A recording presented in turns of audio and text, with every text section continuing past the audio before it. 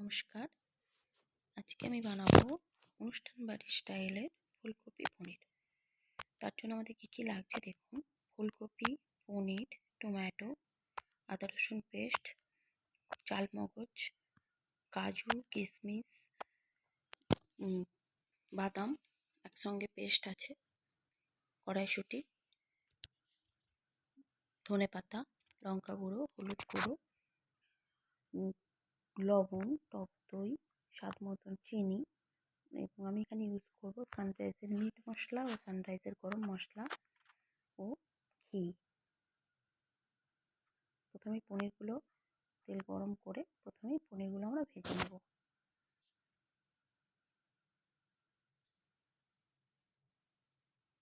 আমি এখানে 300 গ্রাম মতন কিন্তু পনির ইউজ করেছি। আপনারা প্রয়োজন মতো পনির নেবেন। একদম কিন্তু ঘরোয়া স্টাইলে বানাবো। পনিরগুলো ভেজে তুলে নিয়েছি। এবার এর মধ্যে আমি ফুলকপিগুলো ভেজে নেব। ফুলকপিগুলো কিন্তু একদম মচমচে করার দরকার নেই।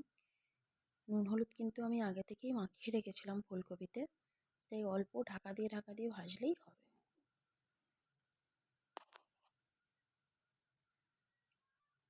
ফুলকপিগুলো যদি আপনি পুরোপুরি ভেজে ফেলেন তাহলে কিন্তু তরকারিতে পুরো গলে যাবে, যেটা কিন্তু টেস্ট একদম ভালো লাগবে না। কাজের বাড়ির মতন গোটা গোটা রাখার জন্য ফুলকপিগুলোকে একটু হালকা করে ভাজতে হবে। তো আবার সেই কড়াইতেই আমি তেল দিয়ে দিয়েছি। এখানে আমি ফোড়নে দেবো গোটা জিরে। গোটা জিরেটা ভালোভাবে একটু ভাজা ভাজা হয়ে যাওয়ার পর এখানে আমি দিয়ে দিলাম আদা রসুন বাটা। আদা রসুন বাটাটাকে ভালোভাবে একটু প্রথমে কষে নিতে হবে, আদা রসুনের কাঁচা গন্ধটা যাতে চলে যায়। আদা রসুন বাটাটা ভালোভাবে কষানো হয়ে গেছে। এর মধ্যে এখন আমি দিয়ে দেবো ওই যে চালমগজ, কাজু বাদাম বাটাটা, সঙ্গে এতে পোস্তও দেওয়া আছে, বাটাটা আমি দিয়ে দিলাম। এই মশলাটাও কিন্তু ভালোভাবে কষিয়ে নিতে হবে, নইলে বাদামের একটা বাজে গন্ধ আছে, যেটা কিন্তু না ভাজা ভাজা হলে কিন্তু গন্ধটা যাবে না। ভালোভাবে আগে ভেজে নিতে হবে। আমার একটু কম মনে হচ্ছিল তাই আর একটু দিলাম পরে। আমি কিন্তু এখন মশলাটাকে ভালোভাবে কষিয়ে নিচ্ছি। আপনারা দেখুন মশলাটা থেকে তেল ছাড়বে, তারপর কিন্তু এতে আমি বাকি মশলাগুলো দেবো। দেখুন আমার মশলা থেকে কিন্তু একদম তেল ছেড়ে গেছে। তারপরে এতে দিয়ে দিলাম টমেটোটাকে একটু চাপা দিয়ে আমরা কিছুক্ষণ ভাজা হতে দেবো, যাতে টমেটোটা কিন্তু একদম গলে যায়, নইলে টমেটোগুলো কিন্তু গোটা গোটা হয়ে থাকবে। টমেটোটা কিন্তু একদম আমার গলে গেছে দেখুন। তো এর মধ্যে এবার বাকি মশলাগুলো অ্যাড করব। তো প্রথমেই আমরা এখানে আগে অ্যাড করব হচ্ছে লঙ্কা গুঁড়ো, হলুদ গুঁড়ো। প্রথমে আমরা দিয়ে দিলাম পরিমাণ মতো হলুদ গুঁড়ো, তারপর দিচ্ছি পরিমাণ মতো লঙ্কা গুঁড়ো, তারপর দিচ্ছি এখানে কড়াইশুঁটি, তারপর এখানে দিয়ে দিচ্ছি টক দই। আপনারা কিন্তু আপনাদের পরিমাণ মতন সবটা নেবেন। আমি এখানে ওই 100 গ্রামের মতন টক দই ইউজ করেছি। স্বাদ মতন চিনি, স্বাদ মতো লবণ,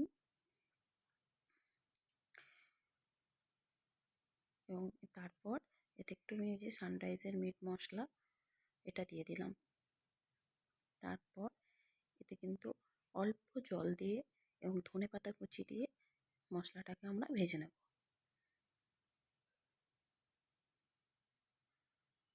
একদম সামান্য জল দেবেন, একদম একেবারেই জলটা কিন্তু দিয়ে দেবেন না, তাহলে কিন্তু অনেক ঝোল হয়ে যাবে, তখন আর মশলাটা কষানো হবে না, গুঁড়ো মশলার কাঁচা গন্ধটা রয়েই যাবে।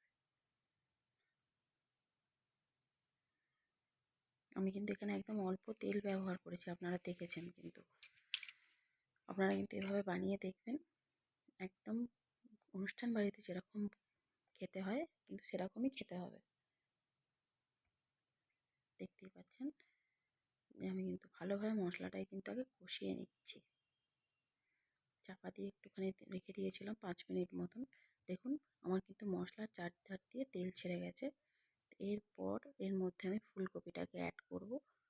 ফুলকপিটাকে ভালোভাবে কিন্তু আমি সেদ্ধ হওয়ার জন্য দেব।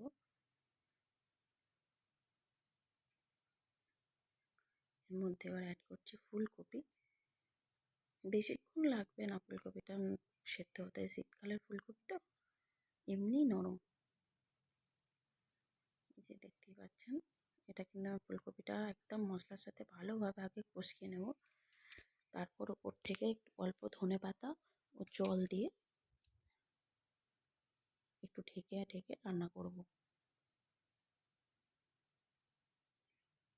মিনিট 10 মিনিট 5-7 মতন সময় দিলেই কিন্তু রান্নাটা হয়ে যাবে। রান্নাটা কিন্তু খুব অল্প সময়ের মধ্যেও হয়ে গেল, আপনারা দেখতেই পেলেন। ভালোভাবে আমরা আগে ফুলকপিটার সাথে মশলাটা কষিয়ে নিলাম।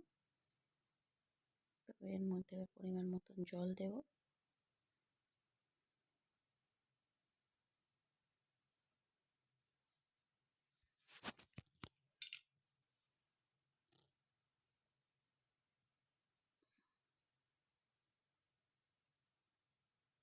দেখতেই পাচ্ছেন আমি কিন্তু একদম অল্প জল দিয়েছি রান্নাটায়। এবার আমরা ঢেকে দেব।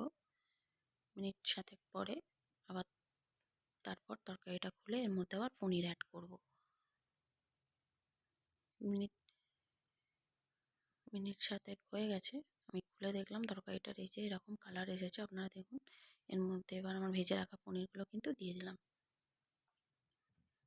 পনিরগুলো দিয়ে কিছুক্ষণ রান্না করব। পনিরগুলোকে কিন্তু অল্প ভাজবেন, বেশি ভাজবেন না। বেশি ভাজলে কিন্তু পনিরের যে টেস্ট সেটাই পাওয়া যায় না। কিছুক্ষণ ঢেকে দিয়ে আবার রান্না করেছি আমি। দেখুন কত সুন্দর কালারটা এসেছে। তো এবার এটা নামানোর সময় এসে গেছে। এটা নামানোর আগে এর মধ্যে আমি দেবো হচ্ছে ঘি। আমি এখানে রেড কাউয়ের ঘিটা ইউজ করেছি, এটা স্মেলটা খুব সুন্দর, আমার ভালো লাগে তাই দিয়েছি। আর দেবো সানরাইজের গরম মশলা। ভালো লাগলে আমার চ্যানেলটিকে অবশ্যই সাবস্ক্রাইব করে দেবেন।